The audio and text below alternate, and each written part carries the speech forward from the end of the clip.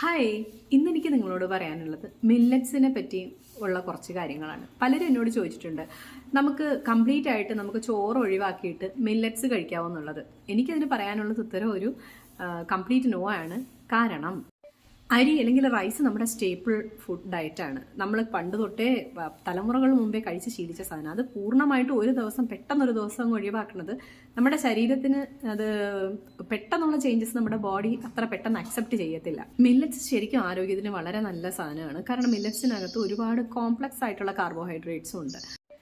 മില്ലറ്റ്സിൽ ഏറ്റവും ഗുണമുള്ള ഒരു സാധനമാണ് റാഗി. കുട്ടികൾക്കും സ്ത്രീകൾക്കും മുതിർന്ന ആൾക്കാർക്കും ഒക്കെ കാൽഷ്യം ഡെഫിഷ്യൻസി ഉള്ളവർക്ക് അത് പരിഹരിക്കാൻ സ്ഥിരമായിട്ട് റാഗി നിങ്ങളുടെ ഡയറ്റിൽ ഉൾക്കൊള്ളിക്കുന്നത് വളരെ പ്രയോജനപ്രദമായിരിക്കും. ഈ റാഗിയെ സംബന്ധിച്ചിടത്തോളം ഞാൻ നോട്ടീസ് ചെയ്തൊരു കാര്യം, ഞാനിവിടെ താമസിക്കുന്നത് കർണാടകത്തിലെ ഹസൻ എന്ന് പറയുന്ന സ്ഥലത്താണ്. ഇവിടെ ഒരു 10-70 വയസ്സൊക്കെ കഴിഞ്ഞ ആൾക്കാർ നല്ല സ്പീഡിന് പടിയൊക്കെ കയറി പോകുന്നത് കാരണം ഇവിടെ ആർക്കും മുട്ടുവേദനയും നടുവേദനയൊന്നും പഴയ പരാതികളും ഞാൻ ഒത്തിരി കേട്ടിട്ടില്ല അങ്ങനെ പറയുന്നത്.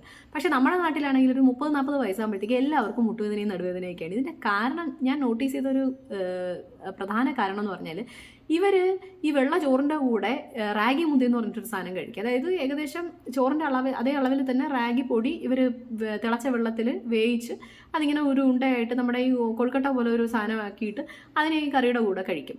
കറി എന്ന് വെച്ചാൽ ശരിക്കും ഇലക്കറികൾ ഇവർ ഒരുപാട് കഴിക്കും. സൊപ്പ് എന്നാണ് ഇവർ ഇലയെ പറയുന്നത്. അപ്പം അത് ഇവരുടെ സ്ഥിരം ആയിട്ട് കഴിക്കുന്ന ഒരു സാധനമാണ്. അതുകൊണ്ടാണ് ഇവിടെ ആർക്കും മുട്ടുവേദനയൊന്നും ഇല്ലാത്തത്. പിന്നെ മില്ലറ്റ്സ് കഴിക്കുന്ന നമ്മൾ ശ്രദ്ധിക്കേണ്ട ഒരു കാര്യം എന്ന് വെച്ചാൽ ഇത് ഏറ്റവും കുറഞ്ഞ ഒരു 5-6 മണിക്കൂർ വെള്ളത്തിൽ കുതിർത്ത് വെച്ച് ആ വെള്ളം വാർത്ത് കളയണം. കാരണം ഇതിൽ പോളിഫിനോളിക് കോമ്പൗണ്ട്സ് എന്ന് പറയുന്ന ന്യൂട്രിയൻ ഇൻഹിബിറ്റേഴ്സ് ഒത്തിരി ഉണ്ട്.